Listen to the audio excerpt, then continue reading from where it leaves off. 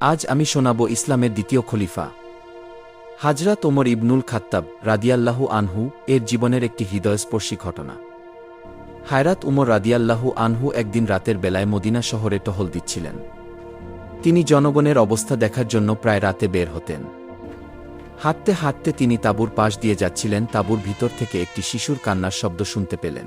তিনি তাঁবুর পাশে গিয়ে দেখলেন একজন মা চুলার উপর এক হাঁড়ি বসিয়ে রেখেছেন, কিন্তু হাঁড়ির ভিতর কিছু ছিল না, শুধু পানি আর পাথর ছিল। হযরত ওমর রাদিয়াল্লাহু আনহু জিজ্ঞেস করলেন, হে আল্লাহর বান্দি, আপনি কি রান্না করছেন? মহিলা বললেন, আমার সন্তানরা ক্ষুধায় কাঁদছে। তাদের শান্ত করার জন্য আমি পানি ও পাথর জাল দিচ্ছি, যেন তারা ভাবে খাবার রান্না হচ্ছে আর ঘুমিয়ে পড়ে।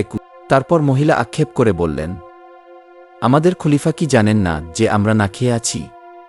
কিয়ামতের দিন আল্লাহর কাছে আমি বিচার চাইব। এই কথা শুনে হযরত ওমর রাদিয়াল্লাহু আনহু এর চোখে পানি চলে এলো। তিনি সঙ্গে সঙ্গে বায়তুল মাল অর্থাৎ রাষ্ট্রের খাদ্য ভাণ্ডারে গেলেন। নিজ হাতে আটা, খেজুর ও চর্বি একটি বস্তায় ভরে নিলেন। তার সহকারী বললেন, আমাকে দিন, আমি বহন করি। হযরত ওমর রাদিয়াল্লাহু আনহু বললেন, কিয়ামতের দিন কি তুমি আমার বোঝা বহন করবে? তারপর তিনি নিজেই সেই ভারী বস্তা কাঁধে তুলে নিলেন। তাঁবুতে এসে নিজ হাতে আগুন জ্বালালেন, খাবার রান্না করলেন এবং শিশুদের খাওয়ালেন। শিশুরা যখন হাসতে হাসতে ঘুমিয়ে পড়ল, তখন তিনি চুপচাপ দাঁড়িয়ে তাদের দিকে তাকিয়ে রইলেন।